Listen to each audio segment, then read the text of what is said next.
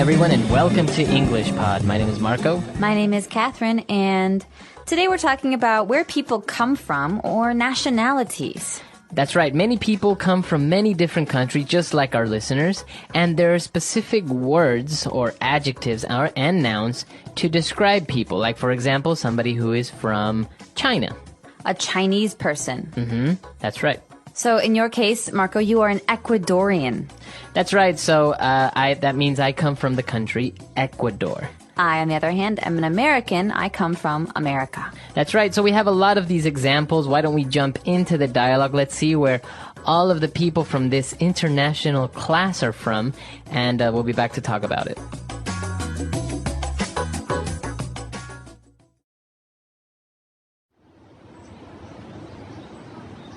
Hey, how was your first day of class? I'm in level 2 and I'm loving my class this semester. It's great being in a class of international students.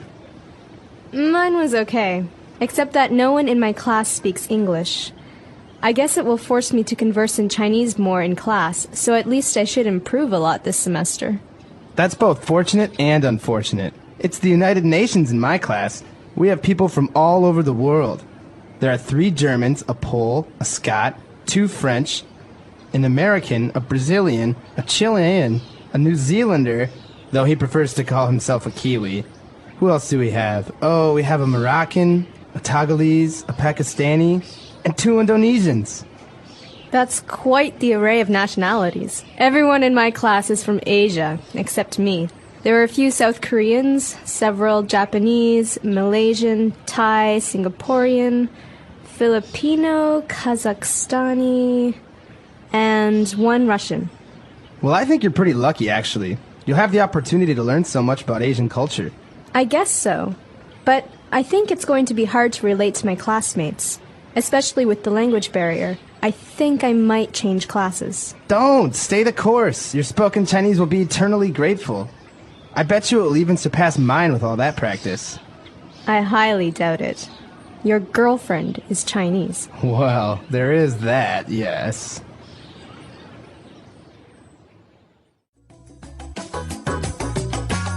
So the student jokes that their class is kind of like the United Nations.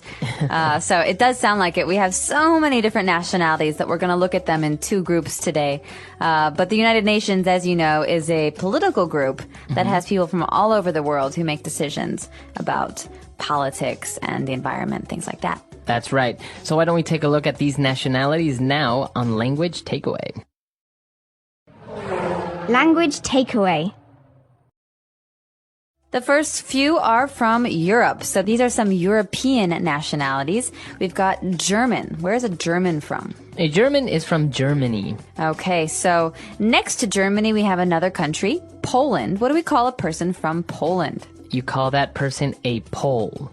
So is this for a woman and a man, or is this just one gender? Yeah, it's for both. Okay, so Pole. Yeah, a girl that's from Poland would be also a Pole. Now, someone that comes from Scotland, on the other hand... That would be a Scot. Or if it's a man, a Scotsman. Scotsman, okay. Now, this is interesting because we are mentioning the nouns of these nationalities, like, for example, German. Now, when we took a look at Pole from Poland, what would be the adjective? Do I say I am Pole? I am Polish. Okay. Or if you want to use the noun, I am a Pole. Okay. But the adjective can be used for things as well. I love to eat Polish sausages. Okay, or for example, something from Scotland, you can say, I love Scottish whiskey. Or I love Scottish kilts, those skirts. All right, so that's the adjective. But in the case of France, the country France, we have to say, as a noun, he is a Frenchman. Okay, and if it's a woman, a French woman. That's right. Or in the case of an adjective, I love to eat French bread. Okay, now moving on to South America, we took a look at a Brazilian and a Chilean. Okay, so Brazilian. In this country, there are many Brazilians. And Chile, or Chile, as many Americans say, has people called Chileans. Some people say Chilean.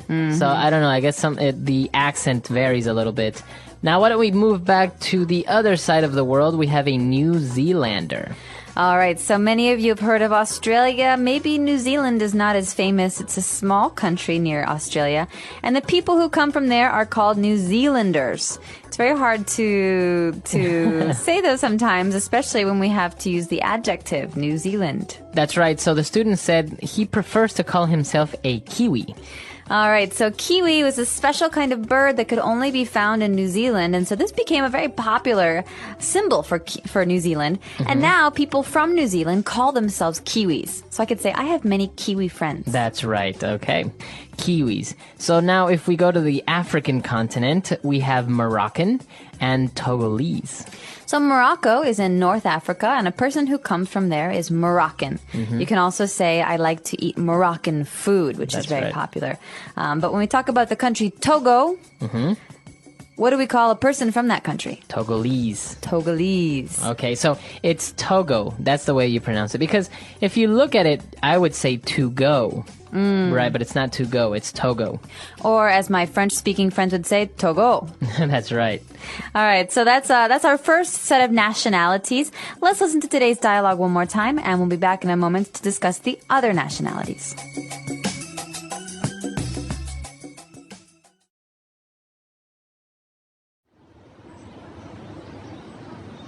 Hey, how was your first day of class? I'm in level 2 and I'm loving my class this semester. It's great being in a class of international students. Mine was okay, except that no one in my class speaks English. I guess it will force me to converse in Chinese more in class, so at least I should improve a lot this semester. That's both fortunate and unfortunate. It's the United Nations in my class. We have people from all over the world. There are 3 Germans, a Pole, a Scot, 2 French, an American, a Brazilian, a Chilean, a New Zealander, though he prefers to call himself a Kiwi. Who else do we have? Oh, we have a Moroccan, a Togolese, a Pakistani, and 2 Indonesians. That's quite the array of nationalities. Everyone in my class is from Asia, except me. There are a few South Koreans, several Japanese, Malaysian, Thai, Singaporean, Filipino, Kazakhstani, and 1 Russian. Well, I think you're pretty lucky, actually. You'll have the opportunity to learn so much about Asian culture. I guess so. But I think it's going to be hard to relate to my classmates, especially with the language barrier. I think I might change classes. Don't! Stay the course! Your spoken Chinese will be eternally grateful. I bet you it will even surpass mine with all that practice. I highly doubt it. Your girlfriend is Chinese. Well, there is that, yes.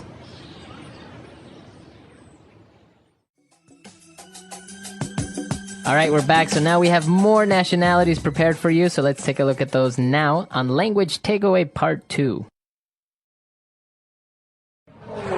Language takeaway. We're in Asia for this part of today's lesson, so we're going to start with a country called Pakistan. What do we call the people from Pakistan? We say they are Pakistani. Okay, so in Chicago, for example, there are many Pakistanis. Okay. And moving on to Southeast Asia, we have Indonesians. All right. Indonesia is the country, and people who come from there are Indonesian. Okay, very good. Now, if we go back to the north part of Asia, we have South Koreans. So we have North and South Korea on our maps. A person from North Korea is North Korean, and a person from South Korea is South Korean. It's kind of like that same structure, American, Brazilian, Korean. Very good. And moving to the island of Japan, we have Japanese. So this is an adjective. We're talking about a Japanese person. He is Japanese. Or we can also talk about the food, like sushi is Japanese food. That's right. Okay, moving back to Southeast Asia again, we have Malaysia. So people from Malaysia are called Malaysian. Okay, again with this pattern. Malaysian, Korean. That's right. And I think you say Malaysian food or you say Malay? I've heard some people say Malay. I've said Malaysian food generally, but Malay I think is one of the languages, and I think it's an ethnic group as well. So you can have Malay people in Singapore, for example. Okay. And actually we have Thai people and Singaporean. So we have 2 countries there, Thailand and Singapore. So Thai is the adjective to describe things that come from Thailand. It's kind of unusual. It doesn't fit that pattern that I mentioned, but it's a very important one to remember if you like to eat food from this country, Thai food. Yeah, excellent food. And Singaporean food is also pretty good, and people from Singapore are also called Singaporean. Here we've got a very tricky one. We've got the country, the Philippines. What do you call a person from the Philippines? So the Philippines is actually spelled P-H-I, like Philippines, right? But if somebody is from the Philippines, we say Filipino with an F. All right, Filipino. This is interesting, especially for people who are native Spanish speakers, because the Philippines was a Spanish colony for a very long time, and so you might hear someone refer to himself as a Filipino. He's a man, or if she is a woman, a Filipina. So this is very similar to the Spanish structure of having a gender on the end of the word. That's right. And well, now we're moving on to Kazakhstan and Russia. We have people that are from Kazakhstan and Russia, and we say they are Kazakhstani. So this is very common in that part of the world to end the adjective in an I, like Afghanistan, Afghani, Pakistan, Pakistani, Kazakhstan, Kazakhstani. Right. And so these are the stands, the former USSR. That's right. So this is a very important structure to remember. But Russia is pretty easy. Yeah, people from Russia, you say they are Russian, or you have Russian food. Really I love good. Russian food. All right, so we have a lot of different nationalities there, and obviously we didn't cover all of them. I think, I don't know, maybe 200 nationalities. So why don't we listen to the dialogue again, and we'll be back to talk a little bit more about this really interesting topic.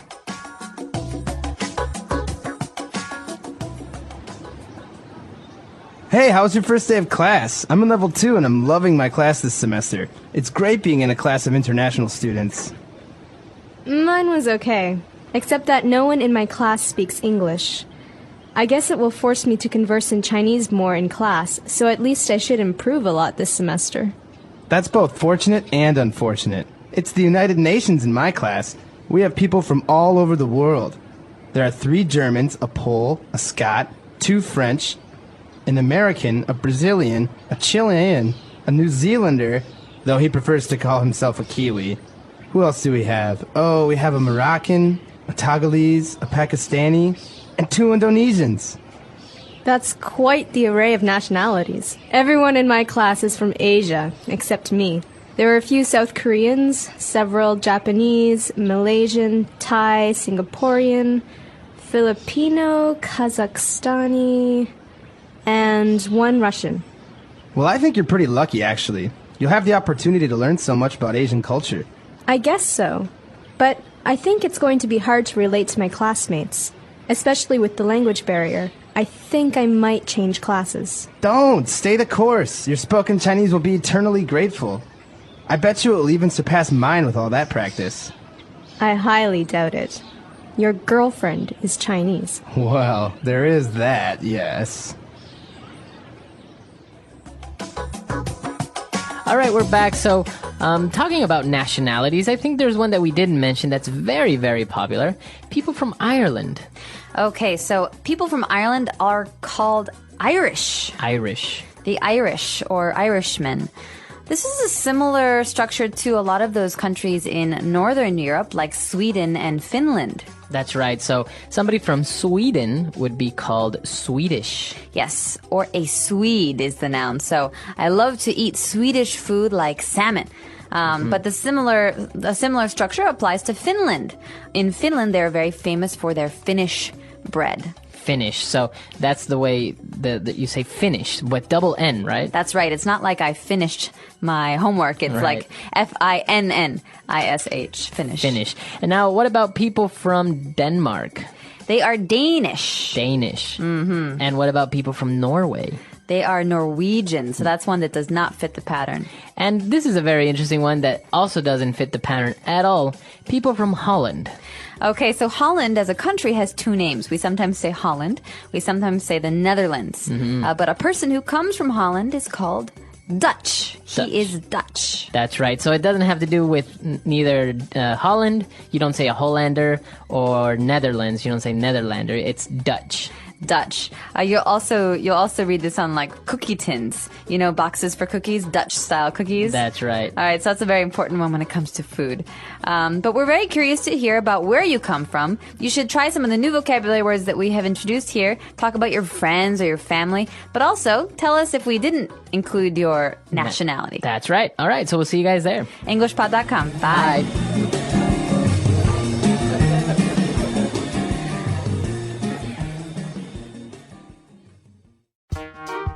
The English Pod Audio Review. Listen to the meaning, then say the vocabulary word.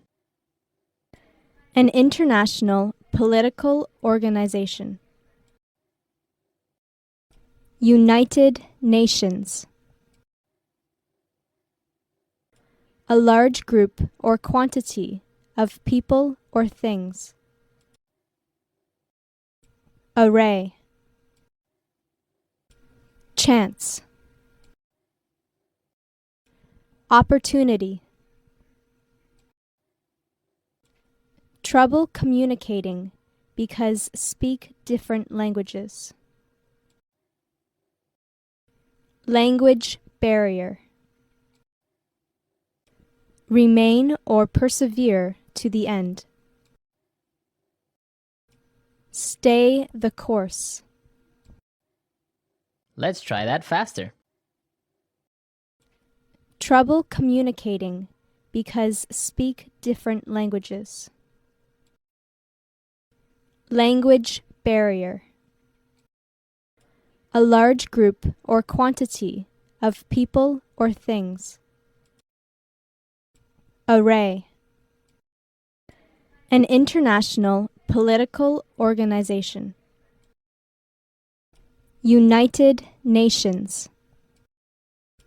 Chance. Opportunity. Remain or persevere to the end.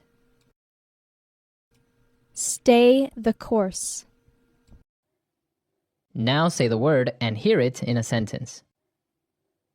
United Nations.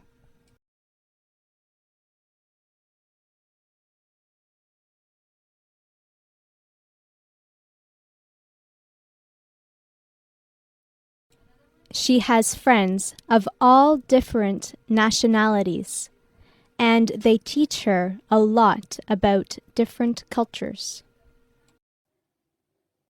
United Nations.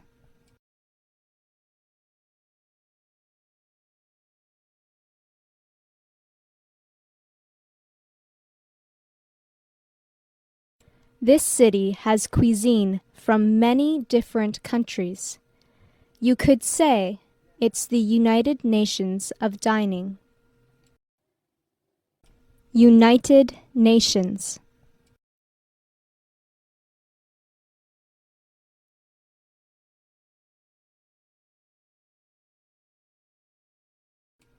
Our office is like the United Nations.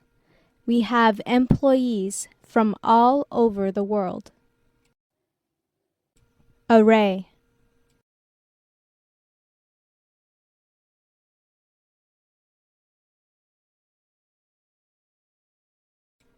Erica has an array of dolls she collected from all her travels.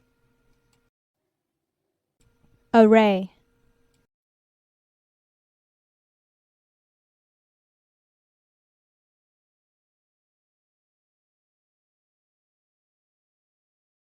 There was a large array of people at the party, and I had a lot of fun getting to know everybody.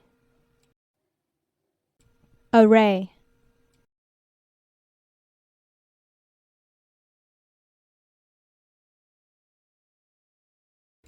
She has an array of accessories to choose from every morning. Opportunity.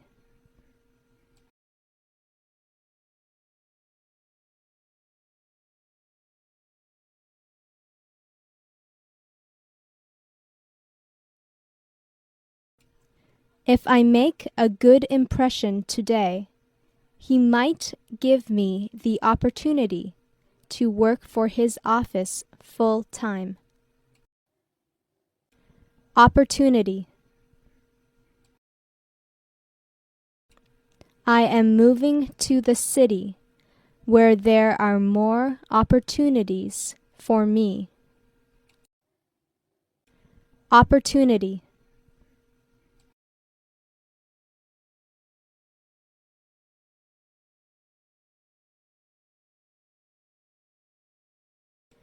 Even though you messed up, I will give you an opportunity to fix the problem.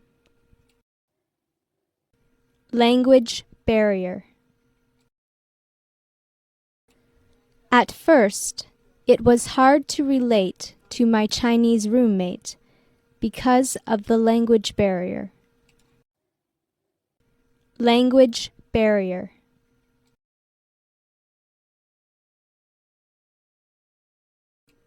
Even though they seem to really like each other, the language barrier makes it hard for them to have a deeper relationship. Language barrier. There are some expressions that are universal, regardless of the language barrier. Stay the course.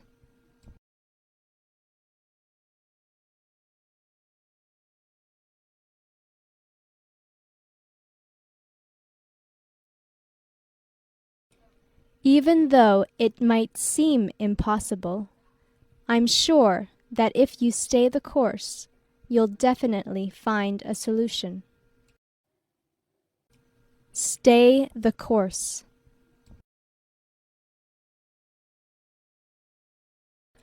We will meet some challenges, but we will succeed if we stay the course. Stay the course.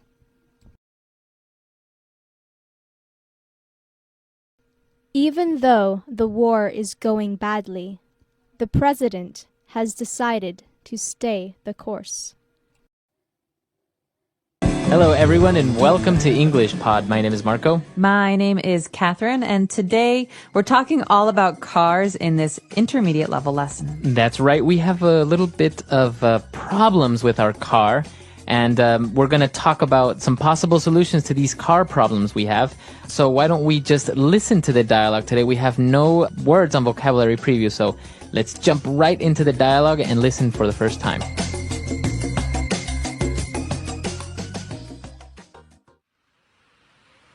Car Trouble Center, how may I help you? My car won't start. Stupid old car. Hold on. Before you kick your car, let's go through some possible problems. Fine. Okay, first of all, can you turn the key in the ignition? Yeah, I'm here with my friend, and he thinks it may be the spark plug or the starter motor. Those are possible problems, but tell me, when you turn the key, do you hear the starter motor crank?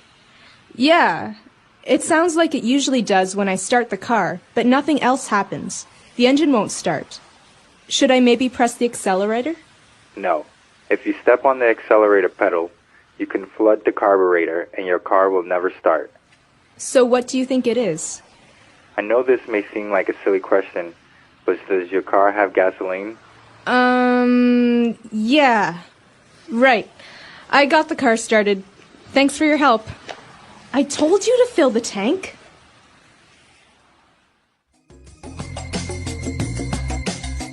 Okay, so this dialogue reminds me a lot of a radio show in America called Car Talk. And the hosts of the show, like Marco and I today, they talk about how to solve problems, and they ask you questions to find out what the problem is. So it's a really helpful show, but let's take a look at some of the phrases and words that you heard so we can understand what exactly is going on here. Language takeaway. All right, so today on Language Takeaway, we have 5 words, and they're all very specific to the car. So why don't we start with the first word? It's a noun, and we are talking about the ignition. Ignition. The ignition is the first step to The ignition is a part of the first step to starting a car. Basically, under the wheel of the car, the steering wheel, there's usually a silver hole where you can put the key in.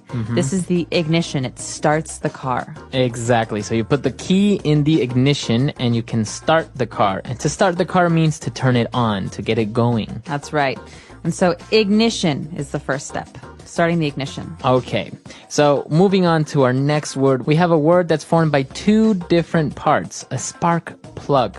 A spark plug. Spark plug. So a spark plug is an electrical object. Basically, this has to do with electricity and the way that the car gets energy. So it's called a spark plug because it creates a spark, which is a brief burst of current. So this basically creates a small spark of electricity, and this makes the gasoline ignite. So that's what makes the car go. Right. So energy is taken from the battery to start a small fire, basically. So which then starts the engine. Spark plug. It's a very small but very important part of a car. Very good. And moving on, we have the starter motor. Okay, to be very honest with you, I'm not a car person, so I'm not sure what the starter motor is. Maybe you can explain this to us, Marco. Okay. So basically your car runs on gasoline, right? So you put your key into the ignition and you turn it, right? This in turn sends energy to this little motor called a starter motor. And that basically gets the car going by means of an electrical current before the gasoline ignites. So it's like a little electrical motor that makes the spark plug ignite and causes some of the mechanical parts like the pistons move within the car, and then it turns on. Okay, so again, this is all about the beginning of when we turn the key in the ignition, what happens. This is a starter motor. So once we've turned the car on, we've turned the key in the ignition, we have to worry about giving the car gas. So we can control gas with the accelerator pedal. So by saying you want to give the car gas is you want to give it more energy, more power, or less energy, right? Right. So if I want to go very fast, I push my foot down on the accelerator, and the further down it goes, the faster I move. Exactly. So that's the accelerator. Now, the opposite of making the car go would make the car stop, and those are called Brakes. brakes. Okay. So on the left, we have a brake pedal, and on the right, we have an accelerator pedal. Very good. Okay, and talking about acceleration and gas, we have a very specific mechanical object, and that's called a carburetor. Okay, again, carburetor. I know that this is under the hood of my car, but I'm not sure what it does. Let's talk about this. All right, so it's not very common to have a carburetor anymore in new cars, but basically it's a small device that controls the flow of gasoline from the gas tank to the engine. And basically what it does, it makes the gasoline into a type of very thin mist. And that's what that way the gasoline can ignite easier. So the further down you push your foot on the accelerator, the wider the little gap or the hole will open on the carburetor, and that way your car will go faster. All right, very good. So that's all we've got for language takeaway today, but don't go anywhere. We'll be back in a second with Fluency Builder.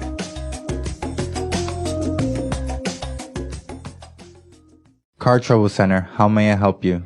My car won't start. Stupid old car. Hold on. Before you kick your car, let's go through some possible problems. Fine.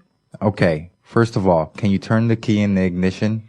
Yeah, I'm here with my friend, and he thinks it may be the spark plug or the starter motor. Those are possible problems, but tell me, when you turn the key, do you hear the starter motor crank? Yeah, it sounds like it usually does when I start the car, but nothing else happens. The engine won't start. Should I maybe press the accelerator? No. If you step on the accelerator pedal, you can flood the carburetor and your car will never start. So what do you think it is? I know this may seem like a silly question, but does your car have gasoline? Yeah. Right. I got the car started. Thanks for your help. I told you to fill the tank. All right, we're back. So now why don't we take a look at 4 key phrases that we have for you on Fluency Builder. Fluency Builder. Okay, this first phrase. So you heard the phrase at the beginning, car trouble center. But Car Trouble Center, that's maybe the name of a fake company that we use. But the phrase car trouble is very, very common. So if you say, I'm having car trouble or I had some car trouble, what does that mean? That means my car broke. Okay. So But you don't say my car broke. This is one thing that can't break because normally you say I'm having trouble or I'm having car trouble because a part of my car is not working. Okay. So instead of saying I'm having problems with my car or my car broke, you just say I had car trouble or I'm having car trouble. That's right. So this is a really good excuse for coming to work late. You can say, oh, I'm so sorry. I was having car trouble this morning. Right. So any type of problems with your car can be considered car trouble. Flat tire, no battery, etc. Etc. Yes. Okay. Now moving on, we have a very interesting verb here. We heard when the guy was talking about the starter motor, he said, do you hear the starter motor crank? Okay, to crank. So this is a very interesting verb. It can also be a noun. It's a sound. Okay, but it's also a movement. So when something turns around in a circle, dunk, dunk, dunk, maybe you think of a metal wheel, dunk, dunk, that's a crank. So sometimes we talk about those old cars, 1910s, 1920s, the first Ford cars. You had to crank them in the front. You had to actually turn with your hand a wheel to make the car start. Right. So this is a crank. Exactly. You can hear this in your car. Maybe if your car doesn't have gasoline, you hear the tick, tick, tick, tick, tick, tick. That's the starter motor cranking. So it's going around in circles, trying to create energy. Exactly. And now when the guy was talking about the accelerator and he was talking about the carburetor, he said, no, don't step on that pedal because you can flood the carburetor. So to flood. Okay. To flood. This is a verb. Maybe you've heard the word flood before as a noun, but this means to fill something with liquid, with gasoline, with water, with milk. So to flood something is to fill it up with a liquid. Okay, very good. So you can flood a dam, for example, right? That's right. Okay. Or in this case, you can flood a carburetor, which means it won't work because it's all wet. Okay, very good. And the last phrase that we have very handy when you're talking about cars is to fill the tank. Okay, this is always a problem at my house because I hate to fill the tank. Really? And so, whenever my car's in the driveway and someone in my family asks if they can borrow it, I say, yeah, sure. And then obviously an hour later they come back and say, why don't you ever fill the tank? It's empty. You have no gas. And I say, well, I hate to fill the car with gas.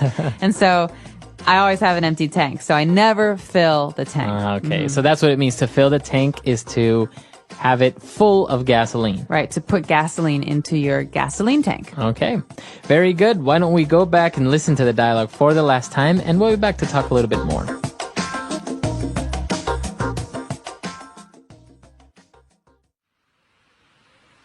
Car Trouble Center, how may I help you? My car won't start. Stupid old car. Hold on. Before you kick your car, let's go through some possible problems. Fine. Okay, first of all, can you turn the key in the ignition? Yeah, I'm here with my friend, and he thinks it may be the spark plug or the starter motor. Those are possible problems, but tell me, when you turn the key, do you hear the starter motor crank? Yeah, it sounds like it usually does when I start the car, but nothing else happens. The engine won't start. Should I maybe press the accelerator? No. If you step on the accelerator pedal, you can flood the carburetor and your car will never start. So what do you think it is? I know this may seem like a silly question, but does your car have gasoline? Yeah. Right. I got the car started. Thanks for your help. I told you to fill the tank.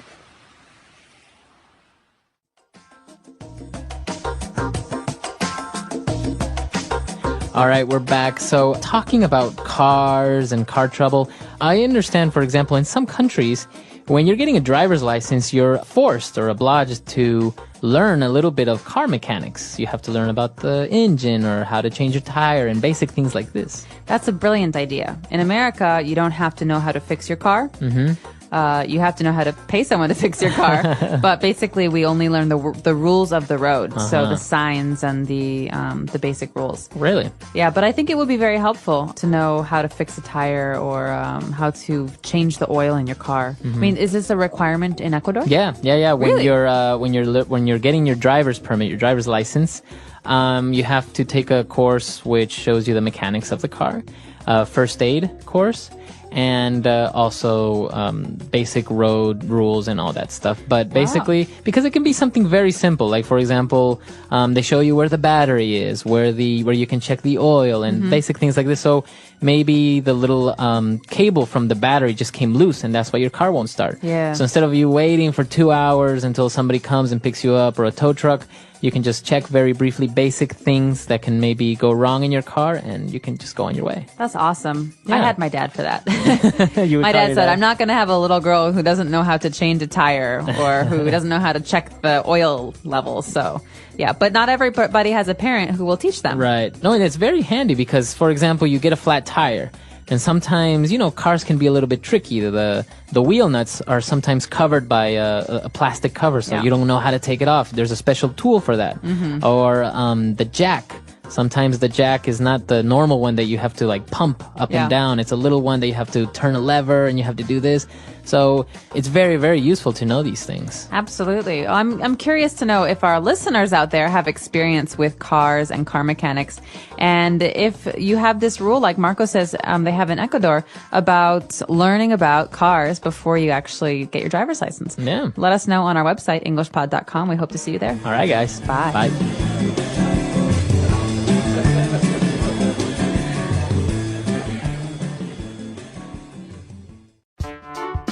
The English Pod Audio Review.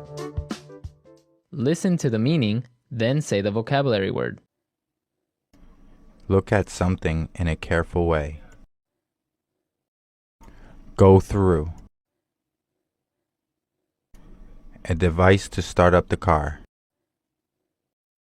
Ignition. Electrical device that ignites the gas by electric. Spark plug. An electric motor for starting an engine. Starter motor. To start an engine, motor, etc. Crank. The device which helps cars get running. Engine. A pedal that controls the throttle valve. Accelerator. Mixes air with gasoline vapor prior to explosion. Carburetor. Let's try that faster. An electric motor for starting an engine. Starter motor. A pedal that controls the throttle valve. Accelerator. Look at something in a careful way. Go through. A device to start up the car. Ignition. To start an engine, motor, etc. Crank. Electrical device that ignites the gas by electric. Spark plug. The device which helps cars get running. Engine. Mixes air with gasoline vapor prior to explosion. Carburetor. Now say the word and hear it in a sentence. Ignition. He turned the key in the ignition and the truck roared to life. Ignition.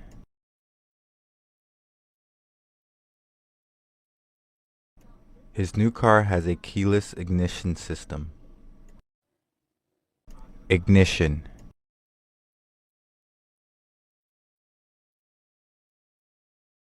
I put the keys into the boat's ignition switch and turned it on. Spark plug.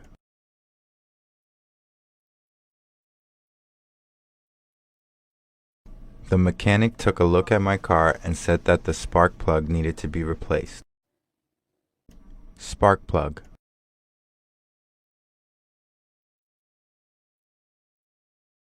Tens of thousands of volts travel down the spark plug to ignite the fuel. Spark plug.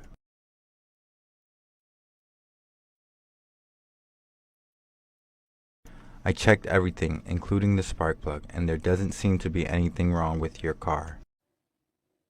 Starter motor. The motor turned the crank, which started the machine. Starter motor.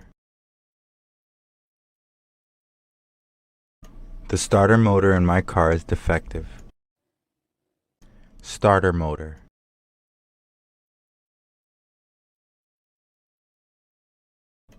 I ripped the cord on the boat's motor and started to travel across the lake.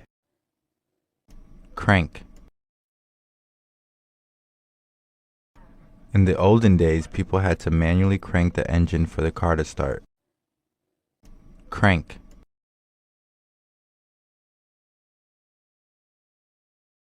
Nowadays, a motor cranks the engine in order to start the car. Crank. This time, the starter motor finally cranked when I turned the key. Engine.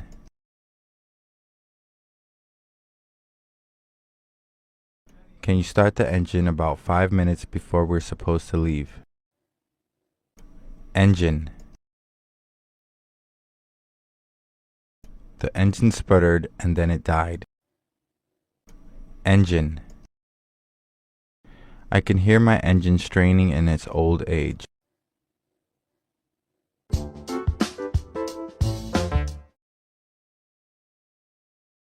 Hello, everyone, and welcome back to English Pod. My name is Marco. My name is Catherine, and today we have an elementary level lesson about food, one of my favorite things to talk about. That's right. We are going to talk about food, but specifically, we're going to talk about a family barbecue.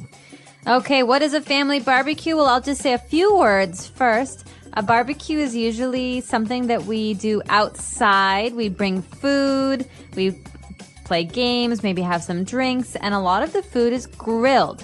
So that's what we're talking about today. We're going to hear this dialogue first, and then we'll come back to talk about it.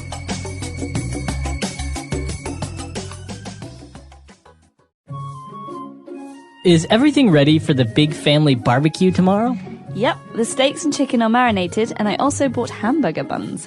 We should also cook a couple dozen hot dogs and kebabs. Yeah, good idea. We could put some lawn furniture outside next to the grill. I also set up the tent outside so we can hide from the sun if it gets too hot. Great! I asked Grace to bring cups and serviettes, as she is also bringing 2 big coolers for the beers. This is going to be a great barbecue. Oh no, it's raining!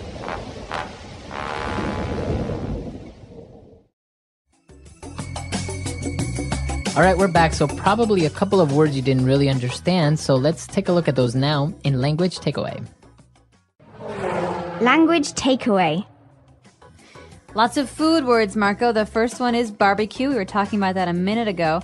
A barbecue is something we do usually for a special occasion or for dinner. It's a summertime thing. You know, you go outside when it's warm and the entire family comes and we have food. Sometimes people even bring food. Right. And actually, as you mentioned, it's something that you do a barbecue. You have a family barbecue, but it's also a verb to barbecue something. So to cook meat on a barbecue. So that's cooking meat, not in a stove, not with gas. Usually it's under a fire or very warm, intense heat coming from coals. Exactly. And so before we cook food, usually before we cook meat on the grill, before we barbecue it, we have to marinate it, okay? So in this situation, the steaks and the chicken are already marinated. Okay. So to marinate something which is a verb, or the steaks and chickens are marinated, which is an adjective.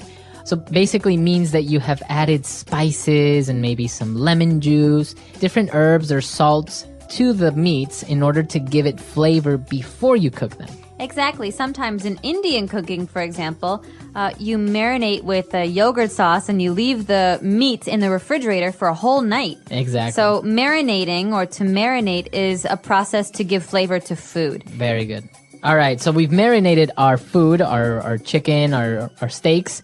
But also we have hamburgers, so we need hamburger buns. What are buns? Okay, buns are pieces of bread that are for special kinds of food. So you have a hamburger bun. It's a round piece of bread, and the hamburger goes on one piece and under another piece.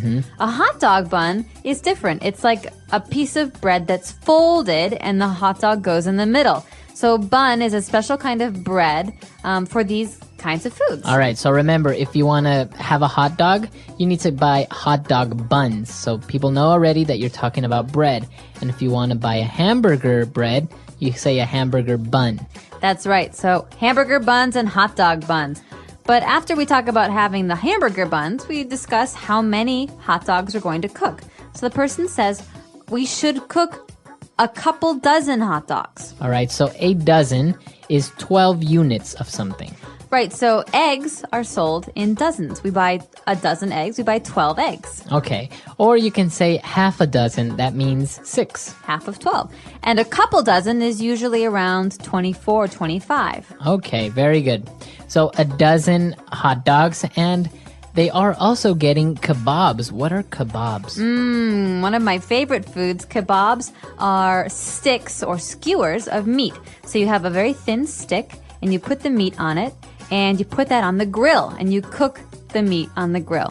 So, yeah, those are very common. For example, in the Middle East, right? You have kebabs, sticks of meat, and also maybe some vegetables put on it, and you grill them. Exactly. Very flavorful, very tasty meat. All right, so why don't we listen to our dialogue again, and we'll come back shortly to look at some more words.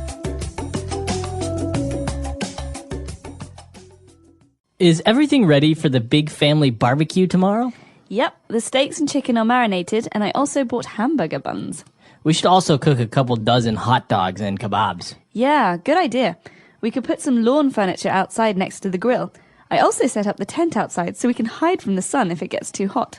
Great! I asked Grace to bring cups and serviettes, as she is also bringing 2 big coolers for the beers. This is going to be a great barbecue.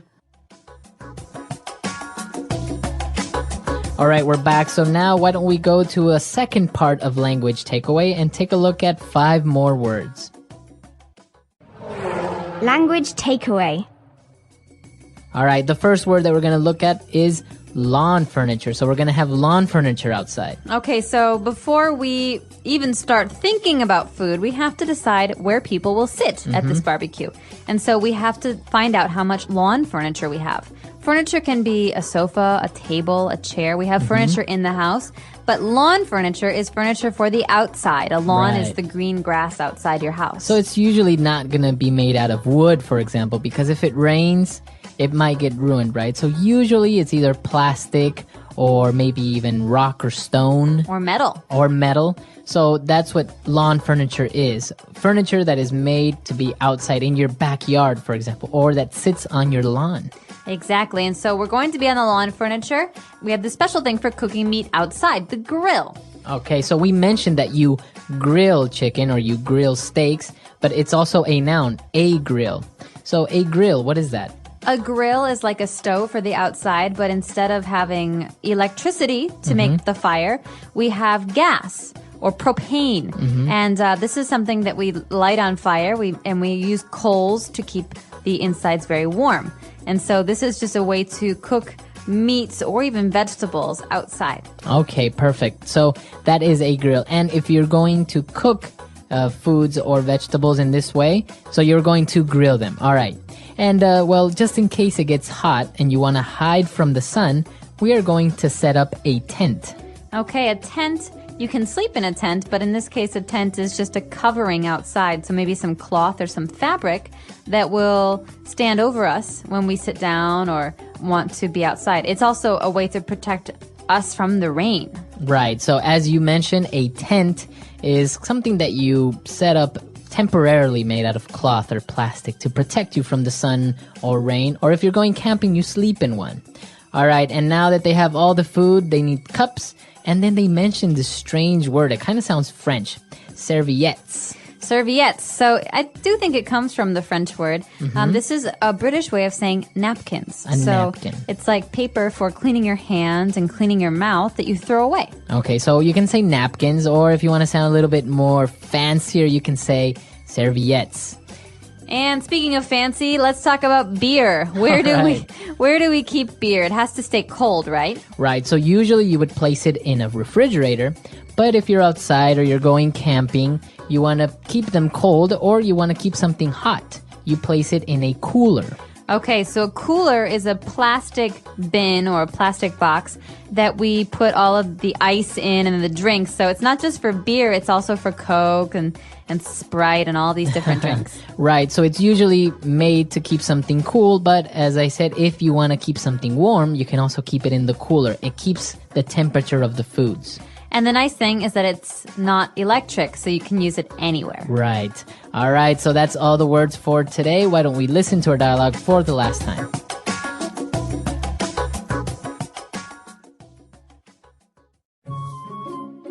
Is everything ready for the big family barbecue tomorrow? Yep, the steaks and chicken are marinated, and I also bought hamburger buns. We should also cook a couple dozen hot dogs and kebabs. Yeah, good idea. We could put some lawn furniture outside next to the grill. I also set up the tent outside so we can hide from the sun if it gets too hot. Great! I asked Grace to bring cups and serviettes, as she is also bringing 2 big coolers for the beers. This is going to be a great barbecue. Oh no, it's raining!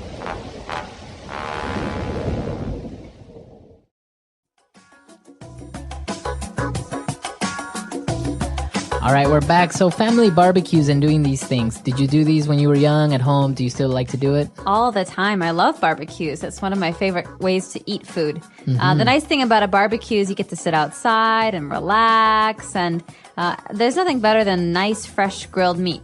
Right, and well, you have all your friends over, so you're having a couple of beers and you're having some meat, and it's actually a really nice way of just having something at home with good friends and family, right? Exactly, and some of the most important barbecues we have are in the summer near July 4th. And so people like to have July 4th barbecues where you celebrate Independence Day and sit outside and drink and have hot dogs and hamburgers and macaroni and cheese.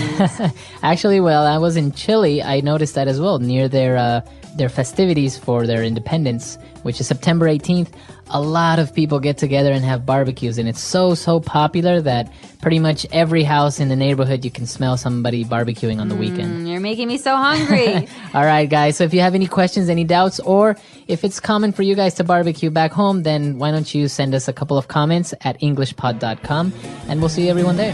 Bye. Bye.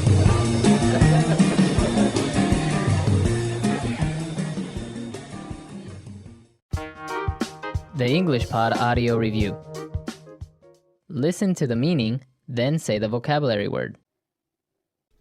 A meal cooked out of doors, over an open fire. Barbecue. Be soaked in marinade. Marinate. A group of 12. Dozen. Pieces of roasted meat, fish, and vegetables on a skewer. Kebab. Utensil with a metal grate. Parallel metal bars.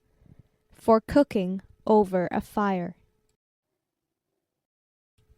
Grill.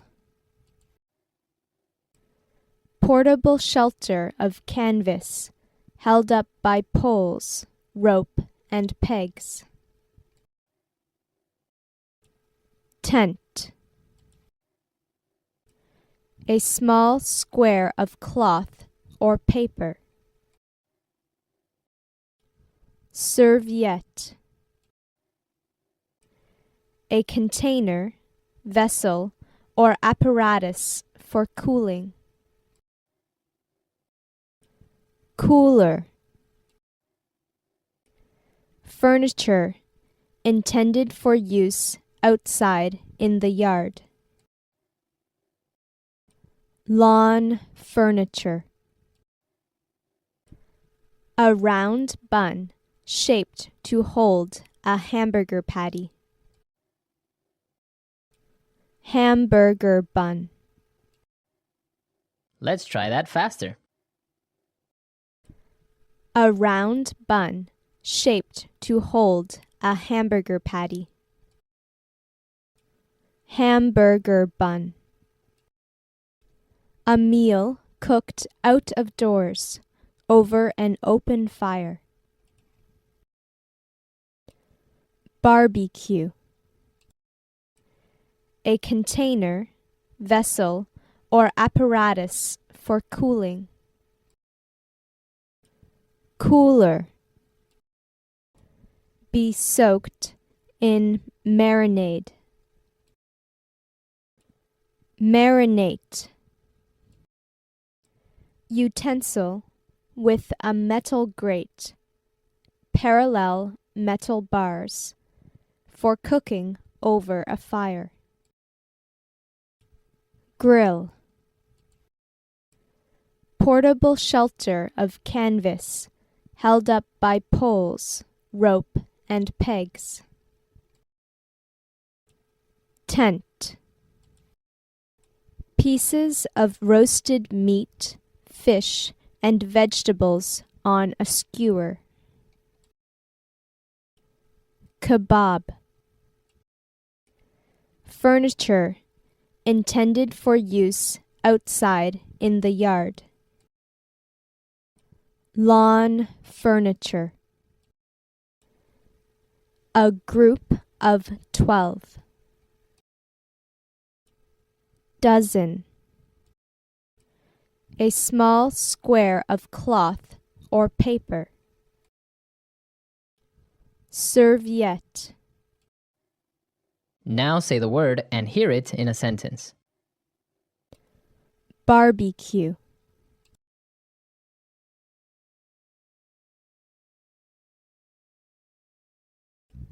How about we have a barbecue tomorrow night? Barbecue.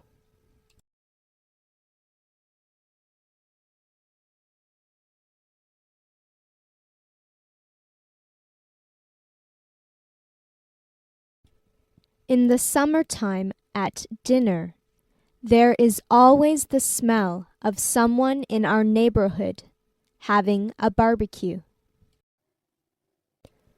Barbecue.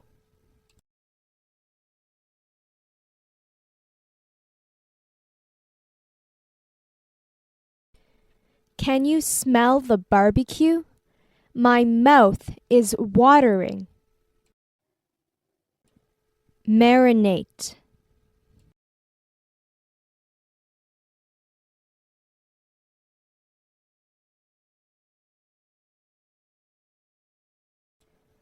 Marinated steaks are much more tasty and juicier than regular steaks. Marinate.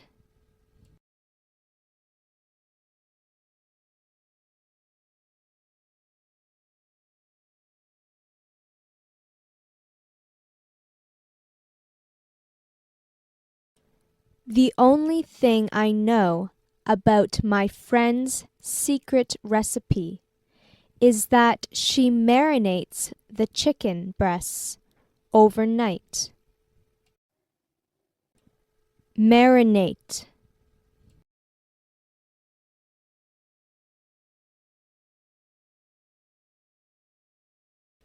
Marinating meat makes the meat more tender. Lawn furniture.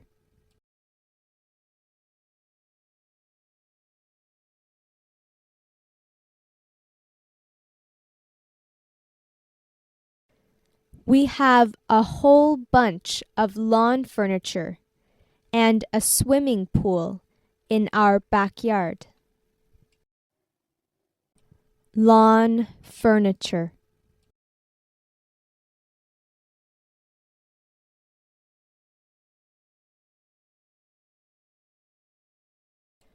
The home store down the road is having a sale on lawn furniture.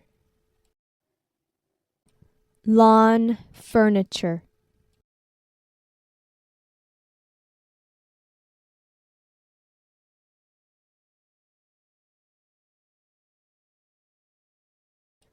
The party ended abruptly when people started throwing the lawn furniture into the pool.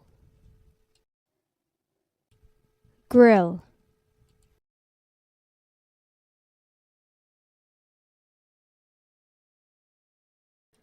My favorite food is steak done on the grill. Grill. After you finish cutting up the vegetables, wrap them in some aluminum foil and place it on top of the grill. Grill.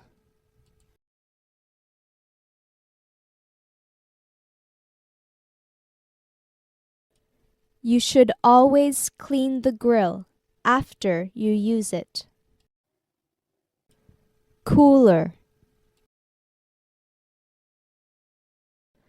We brought a cooler with us to the beach so that we could keep the drinks and the sandwich meat cold. Cooler. He filled up a cooler with ice and then placed the medical specimen carefully inside. Cooler.